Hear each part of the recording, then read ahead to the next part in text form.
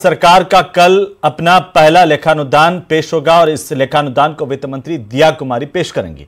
लेखानुदान बजट से युवाओं की क्या अपेक्षाएं हैं, इसके अलावा रोजगार और स्किल को लेकर युवाओं का क्या कुछ कहना है, इसे लेकर हमारे संवाददाता मनीष दादीच ने युवाओं से बातचीत की है।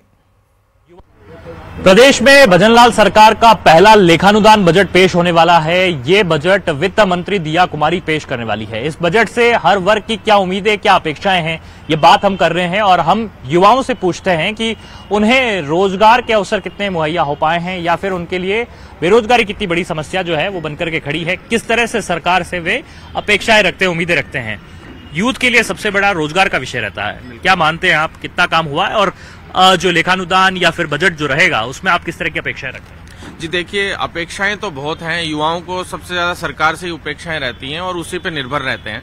लेकिन सरकारों को जैसे गवर्नमेंट सेक्टर में तो नौकरियां निकालनी चाहिए, साथ में प्राइवेट सेक्टर को भी डेवलप करना बहुत आवश्यक हो गया है। देखिए सर, कई सारी भर्तियां होती हैं, शिक्षक भर्ती है, रीट की भर्ती है। तो सरकार को क्या है कि बजट में घोषणाएं तो करती हैं, लेकिन सबसे बड़ी बात है कि घोषणाओं की पूर्ति भी होनी चाहिए।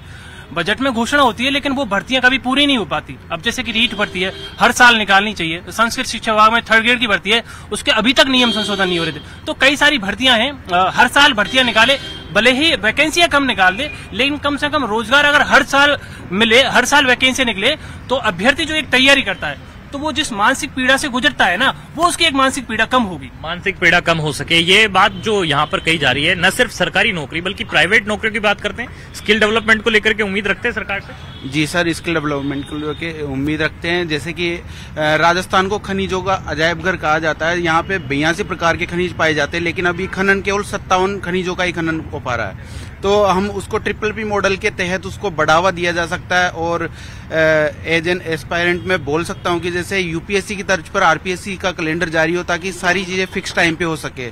हाँ सर, मैं बोलूँगा कि अभी जो CHO की वैकेंसी हुई थी लास्ट मोमेंट पे, उसे 2 साल कंप्लीट होने को है, लेकिन अभी तक तो न तो उसका कोई रिजल्ट आया है। हमारे भरत बेनीवाल जी काफी टाइम से उसके लिए काफी पीछे लगे रहे, काफी वार्तालाप भी हुई, लेकिन अभी तक ना उसका रिजल्ट आया है और न भर्तियां टाइम पे हो रही है। न एग्जाम, अभी 2 साल पहले एग्जाम हुआ था, ना अभी उसका रिजल्ट आया और उसको कैंसिल कर दिया गया है। बेचारे बेरोजगार बच्चे कैसे रहते हैं यहाँ पे, कैसे अपना खर्चा चलाते हैं, तो काफी परेशानी का सामना करना पड़ता है। तो थोड़ा गवर्नमेंट को इससे रिलेटेड भी काफी रूल स्टिक करने की जरूरत है। आप बताइए कि किस तरह से इम्तिहानों को लेकर के समय पर हो सके। और सबसे बड़ी बात पेपर लीक की जो रही थी, और इस सरकार ने भी यही कहा था कि पेपर लीक उनकी प्रायोरिटी में है, कि नहीं हो सके पेपर लीक पर जो रोकथाम है वो प्रभावी रूप से हो सके, नकल पर रोकथाम हो सके। क्या देखते हैं आप इस तरह के प्रावधान बजट में? नई सरकार का गठन हुआ है, SIT की जांच बिठाई है। SIT अपना काम भी समय पे कर रही है। धीरे धीरे इन दिनों में देखें कि बस 10 से 12 लोगों को SIT ने पकड़ा है, क्योंकि पेपर लीक एक बहुत बड़ा मुद्दा है। इससे मतलब हर युवा जो भर्ती की तैयारी करता है वो 5-5, 7-7, 10-10 महीने रह के किसी एक वैकेंसी की आस और उम्मीद में दिन रात पढ़ाई करता है। उसके बाद में जब एग्जाम सेंटर पे जाए, एग्जाम दे और बाहर आके 1 बजे, जैसे 12 बजे टाइम है किसी एग्जाम के खत्म होने का, 1 बजे उसको पता लगे कि भाई इस भर्ती का पेपर लीक हो गया है, तो वो जो पीड़ा उस बेरोजगार पे या उस युवा पे गुजरती है, वो काफी लंबे समय तक डिप्रेशन में चला जाता है। उम्मीद है कि यूथ पर जो फोकस करने वाली सरकार है वो युवाओं के लिए भर्तियों की कोई सौगात जो है वो भले लेखानुदान में जरूर देगी। बीजेपी अब 2024 में, अभी जो सरकार बनी 2023 में, वो आई है पेपर लीक भर्तियों की वजह से, कि कांग्रेस सरकार में ज्यादातर भर्तियां, पेपर बहुत लीक हुए हैं। एग्जाम होने के टाइम पे खत्म, मतलब उसी टाइम पेपर लीक हो जाते थे। RPSC को भंग करना चाहिए, पूरी RPSC को भंग करे। बीजेपी ने ये कहा भी था कि कुछ जो भी इनके नेता है उन्होंने पॉलिटिकल में ही कहा था कि RPSC को भंग करके नई RPSC की दोबारा नियुक्ति करेंगे, एक नया संस्था बनाएंगे और एक फेयर जो भी एग्जाम होंगे, क्योंकि जब भी एग्जाम होते हैं तो उनके पेपर लीक हो जाते हैं। पेपर लीक होने से जितने भी मेहनती लड़के हैं, क्योंकि जितने भी लगते हैं तो पैसों से लग जाते हैं। एक इंस्टीट्यूट में, एक संस्था में 144-150 लड़के एक ही एरिया के लग जाते हैं। तो इस वजह से बीजेपी का एक मेन मुद्दा यही था कि फेयर, जितने भी एग्जाम हो फेयर हो और अभ्यर्थियों को भी नुकसान न हो। अभ्यर्थियों को नुकसान नहीं हो। बजट में किस तरह की अपेक्षाएं, किस तरह की उम्मीदें? उम्मीदें बच्चों के लिए अधिक से अधिक और भी भर्तियां निकाले और उनके जो पुरानी भर्तियां हैं उनको पूरा रेगुलराइज करके उनको खत्म किया जाए। पहले भर्तियों को, जो पूरी पुरानी भर्तियां अटकी हुई हैं उनके लिए। और जो लेखानुदान काफी कम समय का है और कम इसमें हम कह सकते हैं उम्मीदें, घोषणाएं जो रहेगी, लेकिन फिर भी उम्मीदें किस तरह से हम कर सकते हैं कि क्या सरकार इन उम्मीदों को आगे के पूर्णकालिक बजट में भी पूरा कर सके? हम उम्मीद करते हैं कि सरकार के अधीन जो नई सरकार आई है अपने सुचारू रूप से इनको प्रक्रिया चालू रखे और बेरोजगार के लिए नई नई स्कीम अपनाए, जिससे कि प्राइवेट सेक्टर में भी गवर्नमेंट सेक्टर के अलावा नई नई प्रक्रिया सुचारू रूप से चालू करें। तो रोजगार बेरोजगारी के मुद्दों से जुड़ी हुई बातचीत हमने युवाओं से की है, जो कि लेखानुदान और बजट से अपेक्षाएं यहाँ पर काफी रखते हैं, जिनका ये कहना है कि यहाँ पर सरकार से काफी उम्मीदें अपेक्षाएं पहले भी की है, जो अभी भी पूरी होना बाकी है पिछले बजट में भी, लेकिन इस बार उम्मीदें हैं क्योंकि नई सरकार है और नई सरकार से ये अपेक्षाएं रहेगी।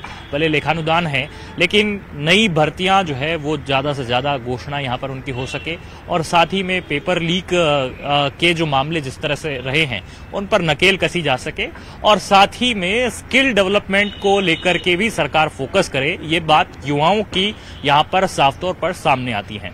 देखना यही होगा कि लेखानुदान में या आगामी बजट में किस तरह से इन बातों को समाहित किया जाता है।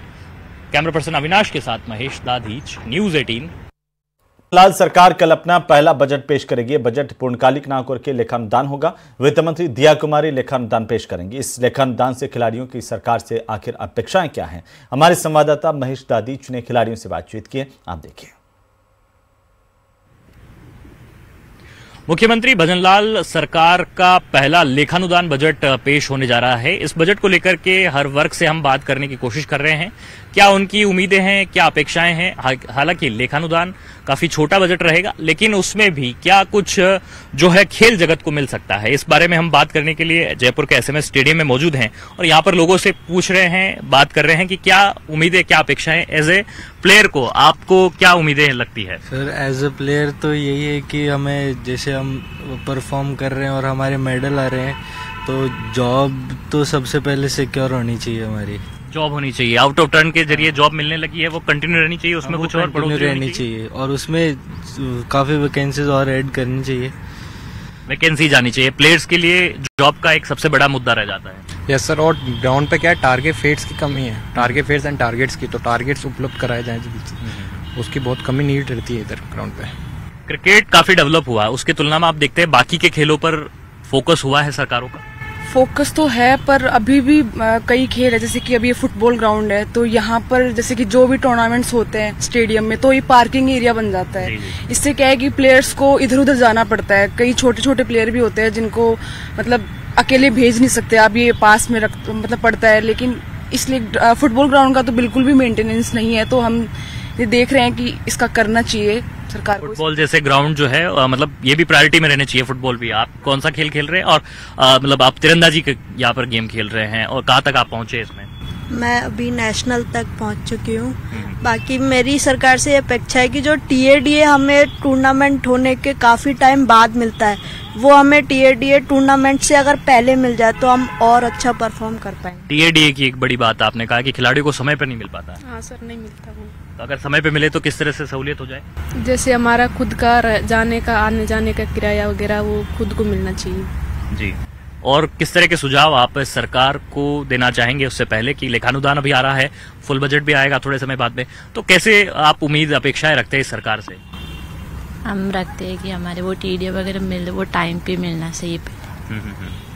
आप किस जगह से आते हैं यहाँ पर खेलने के लिए? हम सांगानेर से आते हैं और बहुत प्रैक्टिस करने आते हैं और बहुत दिक्कत आती है, पर हमें TADA भी नहीं मिल पाता और टाइम पे हमारे टारगेटों की भी कमी है। ज्यादा बच्चे आ गए तो टारगेटों की कमी आ गई, तो और महंगे भी गेम बहुत महंगा हो गया, तो बहुत दिक्कत आ रही है।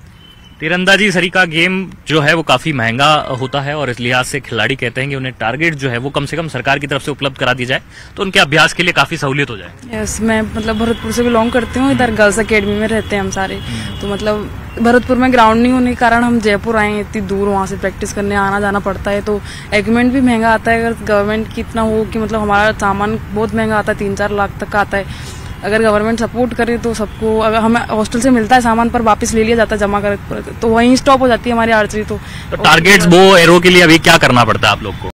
सर प्रैक्टिस तो बहुत होती है, लेकिन जो बोज है वो बहुत महंगे आ रहे हैं, तो सर गवर्नमेंट के लिए थोड़े करना पड़ेगा, वो आप लोग को उपलब्ध कराया जाए। वो बेसिक तो कराते मेरे ख्याल से। हाँ सर, बेसिक तो पूरा आता है, लेकिन वो जो बोज हमारे है वो पूरे इंटरनेशनल में काम आते हैं, वो बड़े महंगे कॉस्टली आते हैं। हाँ यस सर। क्या बोलना चाहेंगे, किस तरह की डिमांड?